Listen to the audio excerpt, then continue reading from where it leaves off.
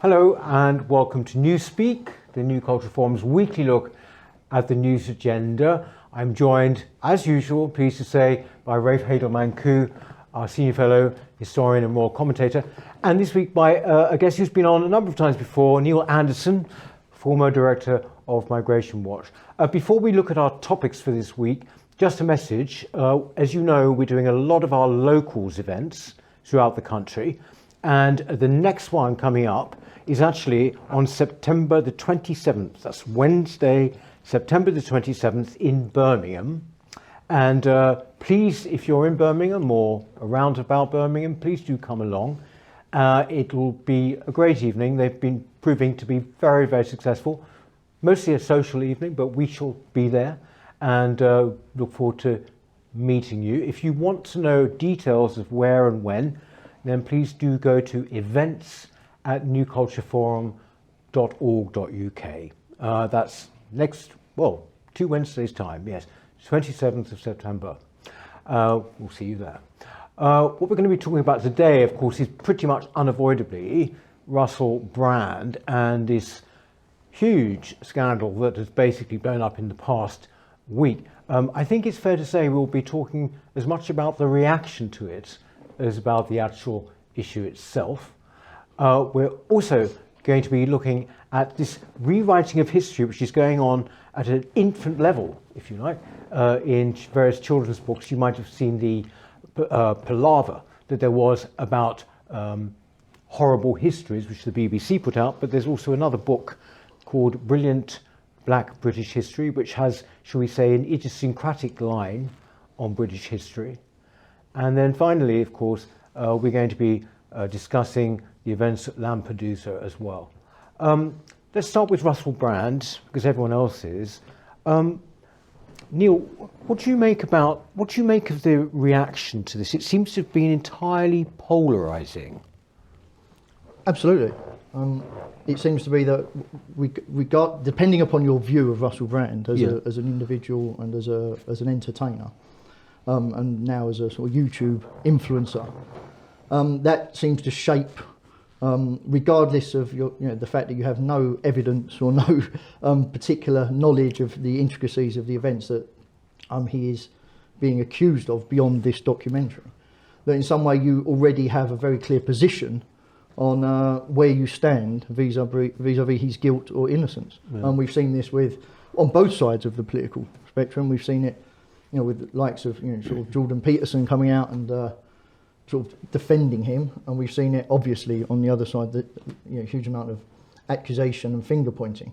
I find most disturbing. I find the fact that we are more broadly in this trial by media again, whereby regardless what you think of Russell Brand, and I personally, I don't have much time for his comedy or his pseudo-intellectualism, but he is entitled to a completely fair trial, if charges are brought, which they, as far at this point in time, they still have not been. And it's hard to see how such a thing can happen in such a febrile environment. Yeah.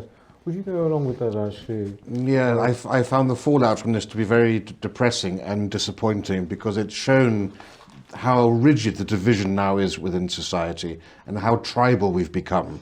And you can almost tell essentially who's going to be pro-Brand and who's going to be anti-Brand on all of this. As with Neil, my view is very simple. We have the presumption of innocence, and trial by media is lamentable. And we've seen, for example, with Kevin Spacey, how Kevin Spacey had the same trial by media. Everyone assumed he was guilty. He lost all of his work. He's been exonerated on all charges, and may not have been the most ideal person to the people he was interacting with, but is innocent in the eyes of the law and should be able to have his career restored, and it hasn't been. And I think Russell Brand is entitled to the same presumption of innocence, even though I might personally find him an odious character, someone who is quite clearly has been promiscuous in his handling with women, somebody who, in his 20s and 30s was an admitted drug addict and had an alcohol addiction. So whilst the majority of people he encountered may have found him very fine, you can imagine under such situations where some incidents may have happened. So I think even if you like Russell Brand, and I know that in the last 3 years he's drawn a lot of great support from the right for the videos he's made, and I think he's made some excellent videos. But of course, even all heroes can have feet of clay, and so the point I really don't see being made too much on our side is the fact that you can adore Russell Brand's product but also believe that he is capable of having done these things 10, 20 years ago when he was a very different person and he was under the influence of drugs and alcohol. And I just find it very odd that the people who were condemning Hugh Edwards and Philip Schofield so rapidly are defending Russell Brand, just as people on the left who were defending Hugh Edwards and Philip Schofield are now going for Russell Brand. I think on both sides, people have become so tribal that they've lost the ability to critically assess the situation. And it's entirely possible that there is an agenda to get Russell Brand. It's entirely possible that the left and the mainstream media want to take down Russell Brand. I'm sure many people believe that, but that doesn't mean that the allegations aren't in themselves true, and we're not privy to enough information to make that valued judgment. We need to wait and see whether there's going to be a criminal investigation, and so I just wish everybody would just take a step back and let the law take its natural course. But I mean, this is, you talk about us being tribal, but isn't this also the fault of almost live and die by the sword? You know, that it's all about social media, really, isn't it? I mean, it was extraordinary, people coming out and, as you said, coming out and defending him like within minutes, and then criticising him within minutes and nothing. I think there's a police investigation going on now, isn't there, finally? Yes, I mean, the police were handed over all of the evidence from the team that put together the documentary. But, and obviously the police are obligated to look at that evidence and consider that evidence, but they... at this point in time, no charges have been levelled against Russell Brand, but he's already obviously had, a huge number of his charities are stepping away from him. His funding streams inevitably are going to be undermined. Well, YouTube has actually stopped monetising him. And I think it's scandalous that YouTube would do that. Again, YouTube has taken a side and taken a position which I think is completely indefensible. The man is entitled to be judged by a group of his peers. Until that time, YouTube must continue to monetize his content. But yes, I do think people were coming out and making defences and arguments against him the very moment that his name was announced, before they'd even seen the allegations in the Dispatches program, and I think that's lamentable. But do you think? But also the other point was, just 5 years ago, this was a man who was attacking Nigel Farage very publicly on Newsnight, if you remember, not on Newsnight, on Question Time, on immigration, calling him essentially a fascist. Now, if these allegations had come out 5 years ago, we would have had the reverse tribalism. People on the left would now be defending him, and people on the right would be attacking him. It's the same person. His politics have changed over the 5 years. That doesn't mean his actions 20 years ago have changed. We need to judge them fairly. But he's not actually, it's not right to say he's a conservative, is he? No, but he's certainly, he's extended his sort of anti-establishment position, which used to be, very much coming from the left, into a much more cynical distrust of of the entire political class, which is fairly understandable. And there is obviously that he has, I think, personally gone down the rabbit hole on some of his sort of lines of attack recently, but equally he is raising very, very real questions and issues, particularly around Western involvement in Ukraine and around COVID and the response to COVID. The fact that these positions that he's taking very much contravene the mainstream narrative has certainly, I think, contributed towards the willingness of the mainstream now to go about bringing him down. Yeah. But obviously, the fact is that, and these were the very people, remember, who built him up. At the peak of his career in the noughties and in early 2010s, he was a Hollywood film star. He was a very, very famous comedian. He was doing radio, a BBC radio. He was doing columns for newspapers. He was a very, very high-profile figure. That the media, he was sort of a darling of the media. There was that, very sickly interview he did with Ed Miliband in the run-up to the 2015 election. This is someone who was, very much built by the mainstream media, and now he has turned on them. One does sense that they have far less qualms about actively trying to bring him down. What I've noticed as well is that now people are kind of starting to condemn what they used to call, it's a terrible phrase, the noughties. You know, they're looking at the culture of the noughties, which basically was about lads and ladettes. I mean, you know, I would go along with some of what you say. I've always found him pretty repellent, actually, I have to say, and then certainly not funny. I mean, he wasn't even really a comic, actually, but he had all the attributes loved or beloved by the liberal establishment. You know, he was kind of a, you know, idiosyncratic. He was a, you know, all the hair and the kind of slightly Jesus quality, all of this, and also just spouting anti-monarchist stuff, spouting anti-this, anti-that. So they all basically loved him because those are the sort of people who are in the media. But also, there's one interesting thing you say. People were covering for him that showbiz personalities generally in the media, and I mean, I worked for 10 years doing programs about people. The atmosphere in which they are handled is one of extreme deference, you know, There we go. and gratitude more than anything. Gratitude for being on our show, gratitude for being on Wogan in the 1980s or Parkinson or any of these things. And it was basically, it was something particularly you got in the arts and showbiz world. That's why you get these endless interviews which are so banal because you can't ask many questions. But so I think there was that going on. But one thing, I wonder what you think of here, is that with this media assault, if you like, on him, you know, whatever.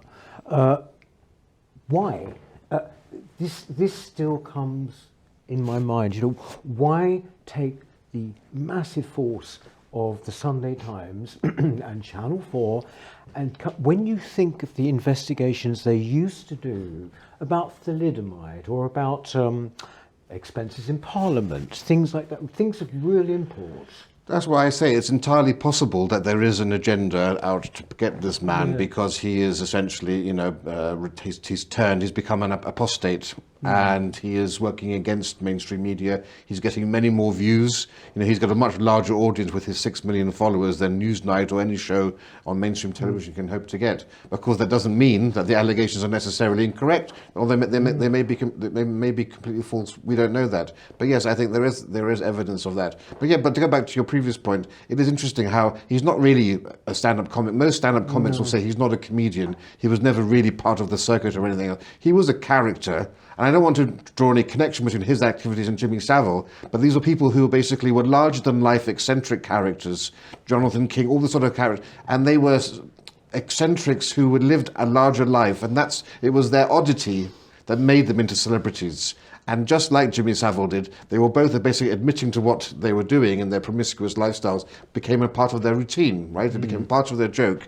And you can almost see the groundwork being laid for this, so you can see where these allegations would have had their origin and why people would have thought, well, there's something more to this. But the noughties, you know, were no different to the 1990s. You know, that in fact the noughties were probably a bit tamer than the 1990s. I thought the 90s and the noughties were far better than today, a much freer society. Yes, a bit debauched and a bit decadent and raucous, but actually I much prefer the ability to have free speech that you had back then. If you didn't like watching things, I mean, remember they had even a quiz show with Keith Chegwin, who was completely naked. I remember. Yeah. But how is that different to what Channel 4 does now, where you have naked education, showing naked bodies to young children, where you had a transsexual playing the piano with a penis, and where you have this other show, Dating Naked Attraction, where people are being judged by their bodies and who they date. Now, how is today's world any more civilized than the 1990s or the noughties? Well, it's sort of dressed up, isn't it, as being somehow something slightly different, or it's ironic or whatever. But no, I think it was absolutely true. There was a program you might remember called The Word with Terry Christian, who's a bit of a sad figure now, but at the time it was like things that people would do to get on television. There was one slot they always had. It was the most disgusting thing. But anyway, this was the culture, I suppose, at the time. And also you had naked weather girls on live TV. I don't know, anyone remember live TV? Naked, yes, naked, you know, all of this is terrible. I know it's sounding like Mary Whitehouse, but back to the question in hand. What do you think happens to him now, Russell Brand? I mean, given that even if these things prove to be correct and he's charged, given that the fact that he's got such an embedded, devoted audience, this will just be grist to their mill, won't it? Maybe. I think, if he is found guilty in a court of law of, essentially sexually abusing women, then I think he's going to, lose quite a lot of credibility. I would hope he would lose credibility. I think, the problem is that we almost have this trial going on in the public space. And that's really where, on the short term, how does he respond to that? I mean, if he's sensible, he just keeps quiet, gets good legal advice. And, the tragedy is that if he is found not guilty of any of this, even if he is charged, in the event he's charged, or even if he's not charged, ultimately, the tar of this, will stick. And, he will forever be, his reputation will forever be tarnished. And I think that is I think that's quite tragic, that we live in a society whereby an accusation immediately becomes, to some extent, a presumption of guilt. Yeah. And we're seeing that especially in the context of the Me Too movement. We've seen that a lot. Of course, some people have behaved absolutely reprehensibly and have gone to prison, rightly so.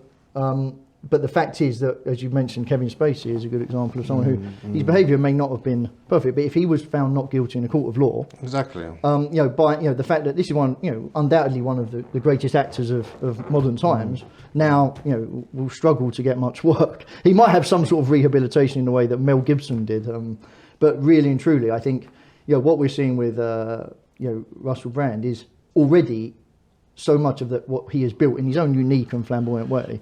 Is probably the difference is, of course, Kevin Spacey was always part of the left establishment, and so he doesn't have anywhere to go. Whereas Russell Brand, I think Russell Brand is a much nicer person now than he was 20 years ago. I think he's been on a personal journey. I think he's got rid of many of the demons that he had in his early years, when up to his 30s, when he was obsessed with drugs and drinking and so forth. So I think there is a space. If he is acquitted, his fan base will stay loyal to him, and he has a fan base now which doesn't depend upon Hollywood as Kevin Spacey is dependent upon Hollywood. The issue is, will YouTube remonetize him? Because the vast majority of his income comes, £1 million a year, comes from YouTube, and if they don't monetize him, there's no incentive, there's no reason for him to keep producing content there. And so we'll need him to find other avenues. Now, Elon Musk has already come out in support of him on X, and we know full well that Tucker Carlson's enjoying another life on X now that he's left Fox News. So actually, I can absolutely see how he can very much carry on doing some decent work. That's what he could end up just simply on X, was called Twitter. Just like Tucker Carlson. Because Tucker Carlson is now getting extraordinary numbers, millions, isn't he? He's now getting more views than the entire population of the United States for his videos, which just shows you, get fired from main legacy media and your views go up exponentially. Well, there's another thing that's happened this week. We've had two instances, basically, of something which we've sort of covered on the channel before. But the BBC put out something called Horrible Histories. It was a number of books, kids' books about history, but there's also a TV show, which, to say that it purported to show how black people had been in Britain from the very word go, right? And there were lots of songs about it and all of that, and how we were always here and everything. And then at the same time, there's also been a new book out, which is called, as I said in the intro, Brilliant Black British History, which goes so far as to say that in fact black people were here first before white people came. Where do you start on this, Rafe, really? Well, we have to call it out for it. This is propaganda that, Stalin or Goebbels would have been proud of. It's completely ahistorical. It's an attempt to not only rewrite history, but just to blackwash history and to present an entirely false and completely disingenuous history. These aren't people who are mistaken, but there's a deliberate attempt to mislead young, impressionable minds. And the fact that the BBC, for example, are behind this Horrible Histories video, I think is an outrage, because all of our taxpayer money has been going to fund this pure propaganda. This book is even worse, this Black History, brilliant Black History book, written by a woman with one name who comes from Nigeria, who's a poet or something. We're showing a picture of it now, actually, for you, up there. So the author of this book isn't a historian, and we are dealing with a very complex science about in relation to this book. She claims that there were black people in Britain before white people arrived, and that black people built Stonehenge. And by black people, she quite clearly means what people assume black person means, somebody from sub-Saharan Africa. And there's absolutely no evidence of this. It's completely false to say that there are any sub-Saharan Africans or their descendants or with their genetic makeup in the British Isles 10,000 years ago. Now, there were darker skinned people. That's because of the way that populations migrated, but they were closer to the populations you would find in the Middle East. So quite close to similar to Turkish people or to Greek people or to people from parts of Italy or Corsica, for example. So the idea but there's a deliberate attempt. So you may have seen references to black skinned people in the Middle Ages and so forth. That's because people were comparing them to themselves, but they were talking about perhaps North Africans for occasion, But North Africans, again, are not sub-Saharan Africans. They have European-style noses, and the shape of their skulls and everything else is clearly from an Indo-European background rather than from an African background. And to try to pretend that it's otherwise, I think is disgraceful. And this is now being taught in schools quite clearly. These books are being present and these videos are being presented. BBC Bite Size is part of our education system now, and I think it's absolutely indefensible. Would you, what do you think is, do you think we're taking this too seriously? No, I don't think we're taking it too seriously at all. I think it's a representation of the fact that the increasingly obvious debacle of multiculturalism and diversity that has been imposed upon us by the establishment, and let's even just focus on the BBC for the time being, very much can't survive the contact with reality. The claims that are made on its behalf that in some way we've always been a nation of immigrants, the mongrel race is a common phrase that we hear. And we know from genetic studies, multiple genetic studies, including one very significant one a couple of years ago at the University of Cambridge, that the vast majority of white British people today still, the vast bulk of their DNA is from pre-Roman Britons. And with obviously in parts of England there's a slightly higher sort of percentage of Anglo-Saxon in that, but nowhere does it exceed 40% anywhere.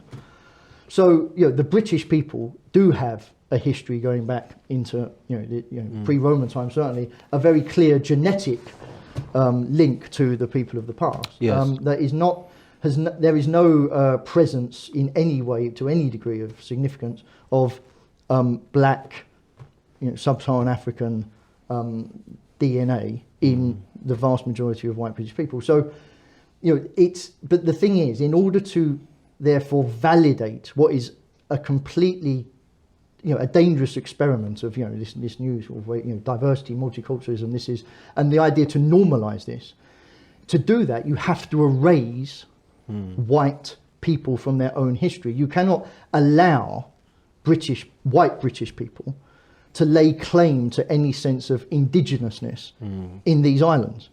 Because if you accept that there is an indigenous population, and that actually therefore, it's only natural, therefore that indigenous population might wish to retain its culture, in the same way that the very same people who deny this notion of white British indigenous culture are very, very much behind celebrating the indigenous cultures of Canada or America or Australia or this. And once again, an example of the great hypocrisy of all of this. But if you deny white British people a history, yes, then it enables you to drive your ghastly experiment of multiculturalism and diversity in a way that you can't do if you acknowledge that we've been here a long time, and historically waves of immigration were very, very small into these islands, even at times of invasion and huge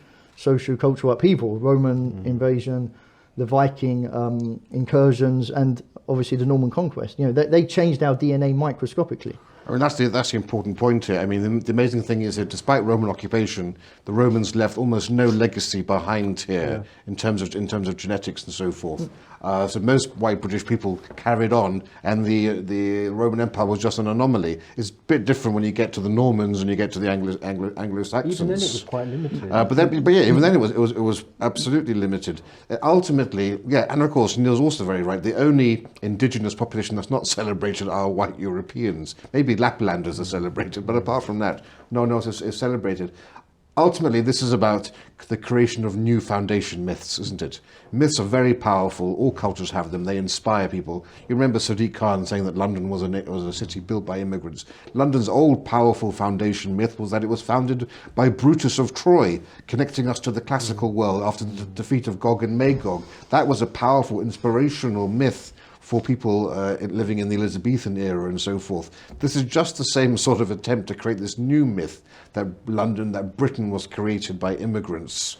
And it's a compelling myth when it's backed up by this sort of propaganda, and when you have the apparatus of the state through the media perpetuating it with these nonsense videos. But the thing is, the problem with this, surely, is that the general confidence in themselves has been so diminished that most people will just simply turn a blind eye to this kind of thing, won't they?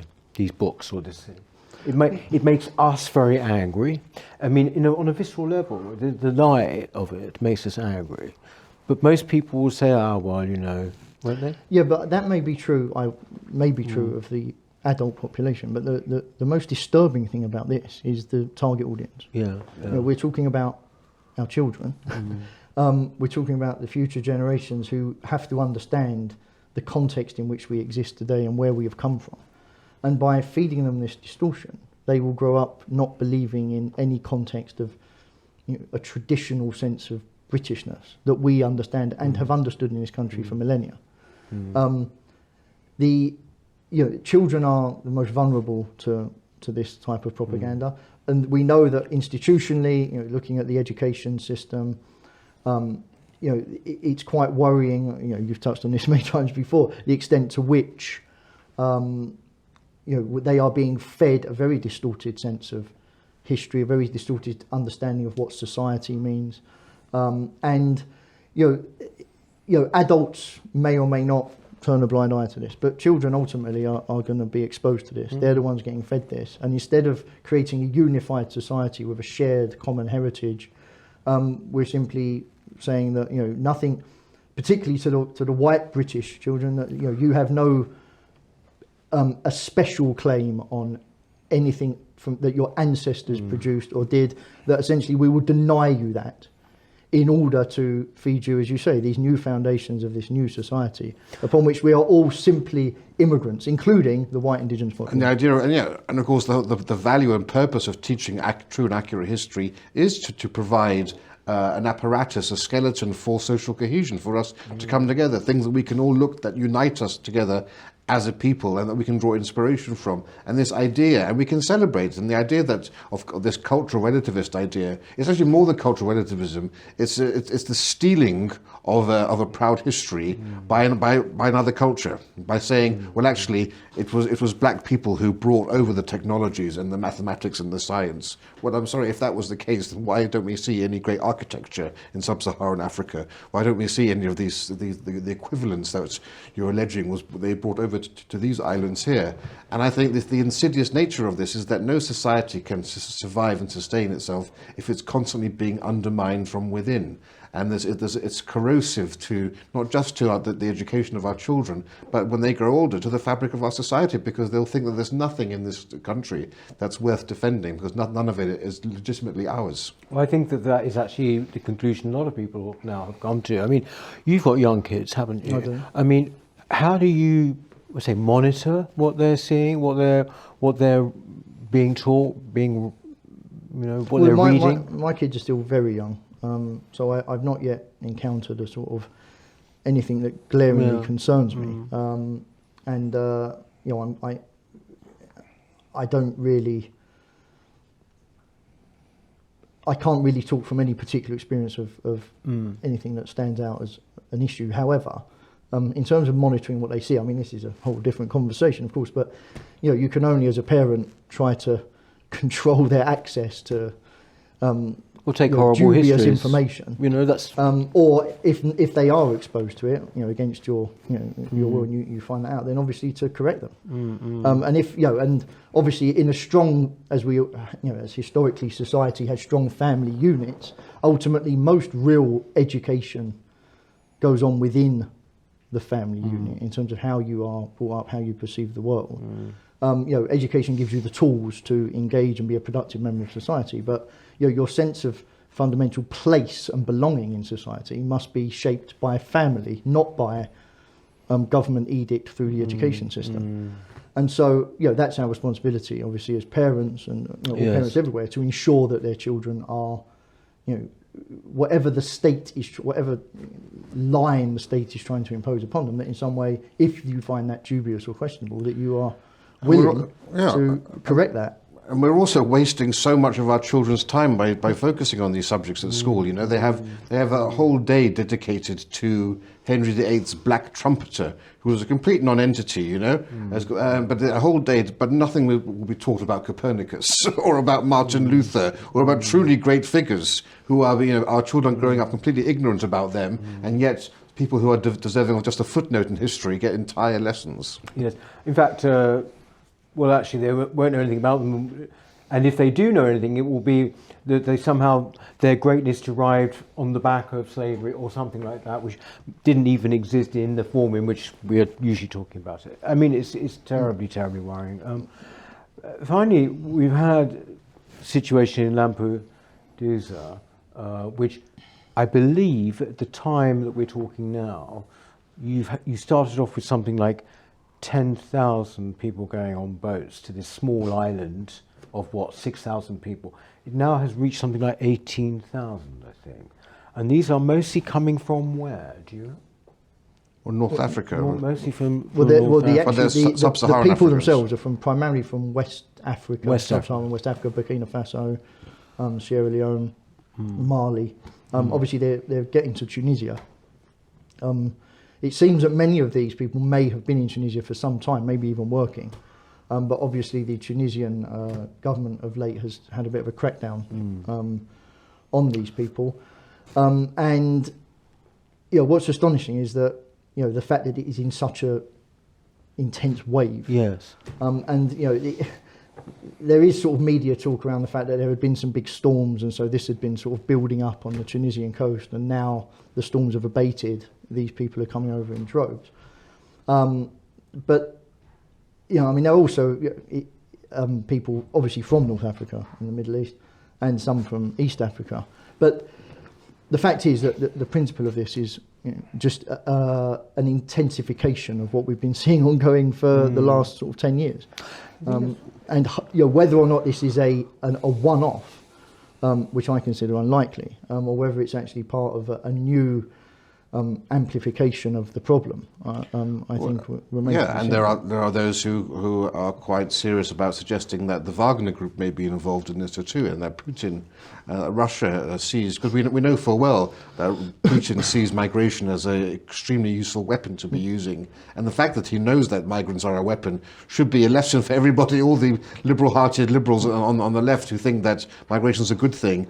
I think Putin understands. That's why we saw Belarus actually being a channel by which Putin was trying to channel migrants into Europe through the Polish border and through Belarus, inviting them to come to Belarus through safe routes, because he can see that the European Union is under such tense pressure from these different competing countries within the EU, and the evidence here is quite clear. There was obviously some orchestration behind 200 boats carrying 18,000 people arriving onto the shores of Italy, and we can now see that the European Union is under pressure here, is buckling. Hungary and Poland aren't going to take any. No. I'd be very surprised if Germany takes any.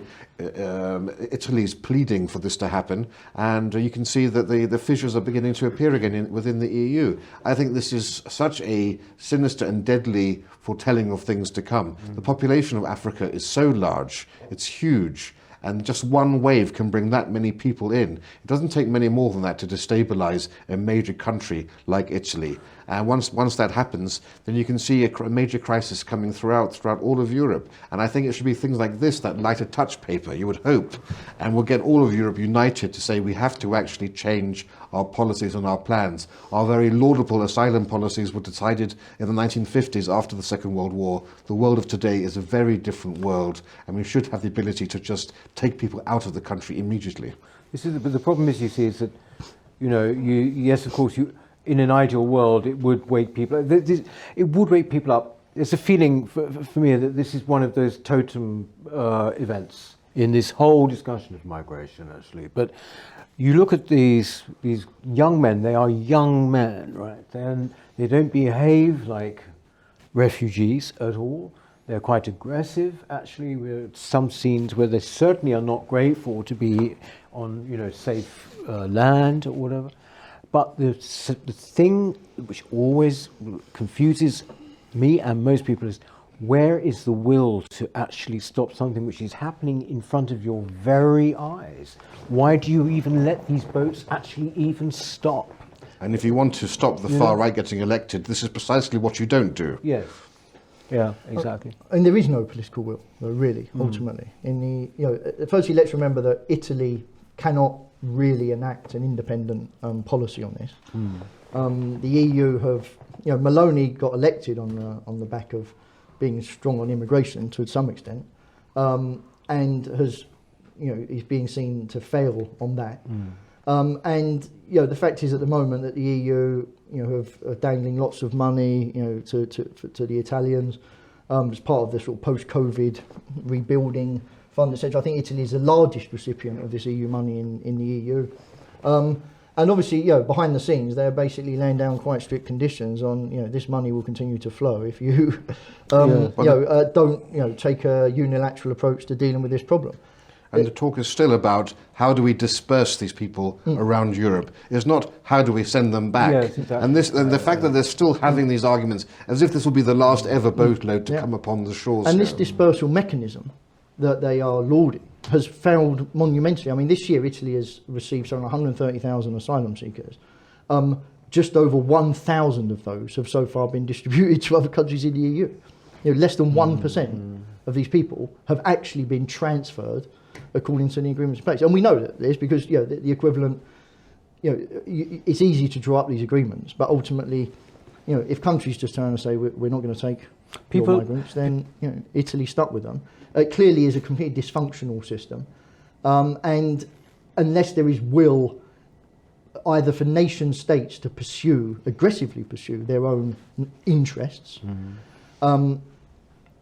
or there is will in Brussels to change tack, which I think is very hard to see happening certainly in the medium term, then this will continue.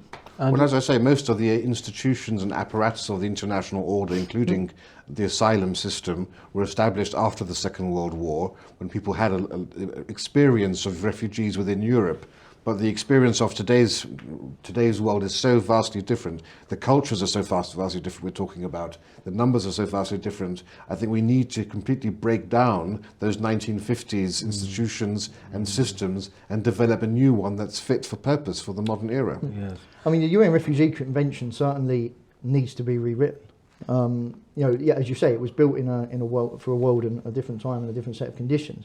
It's no longer fit for purpose. One can hope that if there is sufficient interest in changing that by the European Union and countries like the US, which is obviously facing a significant immigration issues of its own, then maybe there might be enough impetus to actually get some changes pushed through. But I can't see that happening in the United Nations because obviously for the vast majority of countries in the UN, these people ultimately they get to their destination country and they are major sources of foreign exchange through remittances.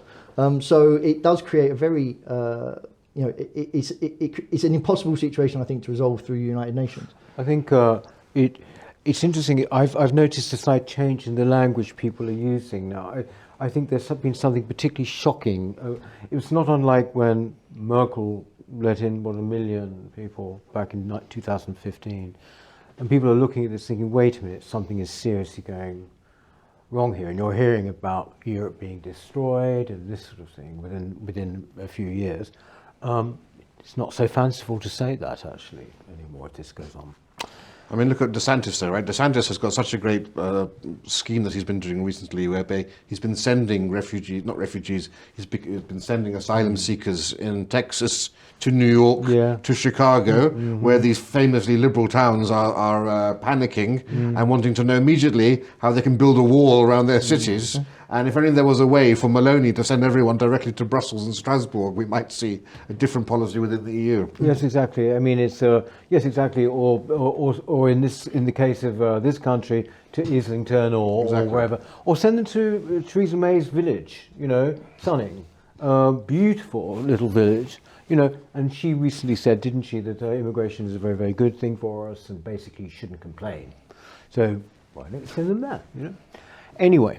Thank you very much, Neil, for that. Thank you very much, Rafe. Look forward, as always, to your comments. Pretty serious subject this week, so please do keep them coming, won't you? And we shall see you next time. Thank you very much.